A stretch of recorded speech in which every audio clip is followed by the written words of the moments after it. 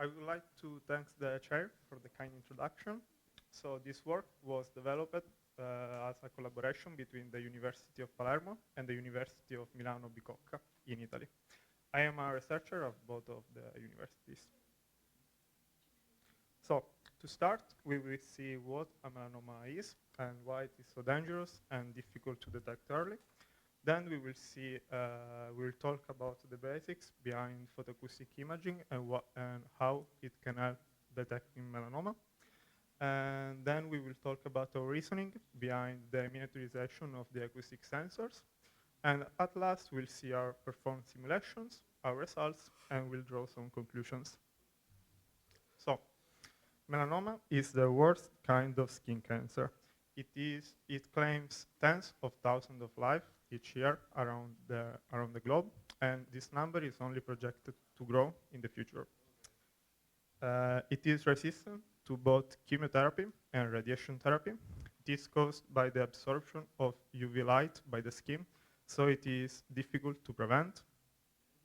And it also affects people of all ages. To detect melanoma, every mole on the body could possibly be a melanoma.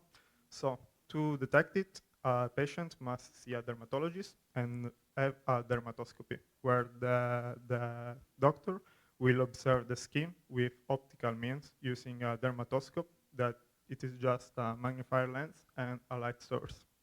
Then, if there is reasonable suspect, the dermatologist will perform a skin biopsy, where a section of the skin is removed and analyzed in the lab. Then the results will come back usually between 2 to 4 weeks. So we should ask ourselves, is it possible to early detect melanoma using a fast and non-invasive techniques? An answer could be in photoacoustic imaging. So the basic idea behind photoacoustic imaging is that the release of heat in tissues generates acoustic wave that we can detect. But we need to investigate this phenomenon a bit deeper. So the basic of this is the thermoacoustic equation. On the left side, it's a standard acoustic wave equation, but on the right side, we have a source term that is dependent. Gamma is just a thermodynamic constant, and then there is the first time derivative of H.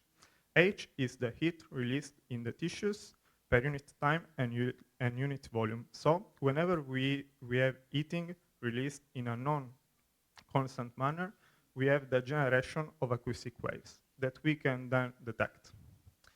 In photoacoustic imaging, the heat is released by a laser in the skin. This is usually in what we define the stress confinement condition. So heat is released in a time much, much shorter than the stress relaxation time of the tissues. This is just the time that takes acoustic waves to leave the region. So if the heat is released in a time much shorter than this, the acoustic pressure will accumulate in the tissues in what we call an initial pressure distribution P0. P0 is then directly proportional to the absorbed dose, the energy absorbed per unit mass. So the reasoning behind this work is that melanoma are rich in melanin, and they absorb more energy from lasers, so they produce a stronger signal, and we can see the structure of melanoma in the initial pressure distribution. So by reconstructing the initial pressure distribution, we are able to see the underlying structure of the melanoma. The problem is that photoacoustic imaging is a known imaging technique. The problem is that with traditional ultrasound sensors operating commonly in 1 to 10 megahertz, we have a very, very low resolution in the range of hundreds of micrometers, and this is not enough to detect early stage melanoma. Now, the frequency of a photoacoustic signals is inversely proportional to the length of the region emitting the acoustic waves. So, if we want to obtain a higher spatial resolution, we need to have sensors that are able to detect ultra-high frequency ultrasounds in the range of 50 to 100 of megahertz. This is obtainable by miniaturizing the acoustic sensors. So, in this study, the ratio between the physical dimensions of the sensor has been kept constant. W is the width of the single channel, L is the length, and it's always equal to 20 times of W. The thickness of the acoustic sensor is always half of W. There is also effect of miniaturization on the sensor directivity. An ideal sensor is omnidirectional in the region under observation, so it can detect acoustic waves coming from all angles of arrival equally. But this is not the case in real life because, for example, when we are observing at 25 megahertz, a smaller sensor, like 2 micrometers, is in fact almost omnidirectional. But then for larger sensors, we see the rise of interference phenomena because on